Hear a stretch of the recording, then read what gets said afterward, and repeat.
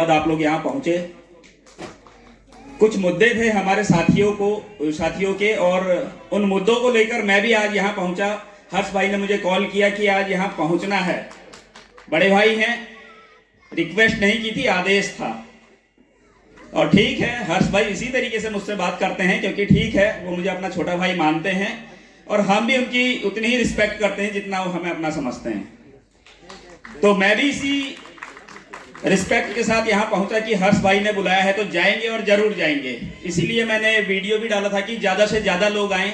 और आज जितने भी आप लोगों के मुद्दे थे, मैं सिर्फ इस हॉल में बैठे हुए लोगों की बात नहीं कर रहा हूं, मैं उत्तराखंड के समस्त बेरोजगार नर्सिंग अधिकारियों की बात कर रहा हूं। शायद उनकी हर एक मांग को मंत्री जी ने यहां पर रखा होगा और वो संतुष्ट होंगे मंत्री जी की बातों से। चाहे वो डबल सिलेक्शन का मुद्दा हो, चाहे वो अदर स्टेट का मुद्दा हो, चाहे वो फर्जी डॉक्यूमेंट्स का मुद्दा हो, चाहे वो 1000 पोस्टों का मुद्दा हो, और चाहे वो वर्षवार का मुद्दा हो। मुझे नहीं लगता कि कोई मुद्दा जो है मंत्री जी ने छोड़ा है। सभी मुद्दों पर बहुत अच्छे तरीके से आज उन्होंने क्लियर किया है। और लास्ट टाइम में जाते हुए जब मंत्री जी अपना अभिभाषण कंप्लीट कर रहे थे, मैं दोबारा से वहां से उठ के आया, क्योंकि मैंने उनसे कहा था कि वर्षवार की बात भी आप प्लीज मंच से जरूर कहिएगा। शायद वो भूल गए, तो मैंने ये बात फिर उनसे कही और उन्होंने मुझे कहा कि हाँ ये हो जाएगा, चिंता मत करना। फिर मैंने जाते हुए उनको बाहर फिर से इस बात को कहा, क्योंकि हमारे ही साथ के लोग हैं जिन्होंने हमारे साथ आंदोलन किया है, हमारे साथ कंधे से कंधा मिलाकर हर लड़ाई को लड़ा है। तो आज हमें भी ये देखना होगा कि हमारा सिलेक्शन हो गया, उनका कैसे होगा। अब ये हमारा मतलब मेन मोटिव यही होना चाहिए कि हमारे साथ वालों का सिलेक्शन कैसे होगा। और जहां पर भी आपको मेरी जरूरत पड़ेगी, मैं हमेशा खड़ा रहूंगा। ऐसा नहीं होगा कि बबलू खड़ा नहीं रहेगा। क्षैतिज आरक्षण केस में लड़ रहा हूं। वो गवर्नमेंट ने वो रूल बनाया है, 13 अप्रैल 2023 को बनाया है, और कुछ टेक्निकल फॉल्ट उसमें है। मैंने सुप्रीम कोर्ट का डिसीजन भी उसमें सबमिट किया हुआ है। पूरा केस हमारे फेवर में है। बहुत सारे लोग मेरे से पूछते हैं कैसे होगा, क्या होगा। पूरा केस हमारे फेवर में है। बस जरूरत है कि मेरे केस में एक बार हियरिंग हो जाए। बस हियरिंग नहीं हो रही है। मैं अपनी तरफ से पूरी कोशिश कर रहा हूं कि जिस दिन मेरे केस को सुन लिया जाएगा, उस दिन केस मेरे फेवर में आ जाएगा। उस दिन क्षैतिज आरक्षण के पद हमें मिल जाएंगे। तो इस चीज के लिए आप निश्चिंत रहिए। मैं लगातार उस पर जो है, और लगातार मैं कोर्ट जा रहा हूं। ऐसा भी नहीं है कि मैं एक दिन अगर गलती से नहीं भी जाता हूं तो दूसरे दिन मैं फिर पहुंच जाता हूं, क्योंकि वो केस मेरी जिंदगी का सबसे बड़ा केस है। तो आप इस चीज के लिए बिल्कुल निश्चिंत रहें।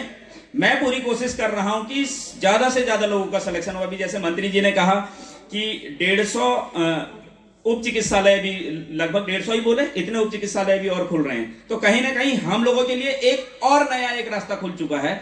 तो हमें इन मुद्दों को जिंदा रखना है, और जिंदा ये मुद्दे तभी रहेंगे जब हम आपस में बात करेंगे। बाकी क्या कहूं, बाकी हर्ष भाई लोग हैं, प्रीति मैम हैं, सभी लोग हैं, नर्सिंग महासंघ है, वो आप लोग देख ही रहे हैं किस तरीके से काम कर रहे हैं। बाकी आप लोग खुद समझदार हैं। धन्यवाद। इस नर्सिंग भर्ती में एक बहुत बड़ा मुद्दा रहा है फर्जी डॉक्यूमेंट्स का, और बहुत रेयर ये मुद्दा उठाया। बहुत कम लोगों ने ये मुद्दा उठाया है। संविदा एवं बेरोजगार महासंघ के जो प्रदेश अध्यक्ष थे हरि भाई ने ये मुद्दा उठाया था, और मैं तारीफ करूंगा उनकी कि इस मुद्दे को उन्होंने आरटीआई के माध्यम से उठाया था। लेकिन ये मुद्दा आज की डेट में अंकित भट्ट भाई उठा रहे हैं। अभी मैंने एक वीडियो भी डाला था अपने चैनल पर। अंकित भट्ट जी इस मुद्दे को उठा रहे हैं। मैं आप लोगों से एक निवेदन करूंगा कि प्लीज इनको सपोर्ट कीजिए, क्योंकि ये बहुत जरूरी मुद्दा है। फर्जी डॉक्यूमेंट्स बना के बाहर के लोग हमारे राज्य में आ रहे हैं और हमारा रोजगार हमसे छीन रहे हैं। तो ये बहुत गंभीर मुद्दा है। इस मुद्दे को हमें हर हाल में लड़ना है, और ये तभी संभव होगा जब हम सब लोग मिलकर अंकित भाई का साथ देंगे।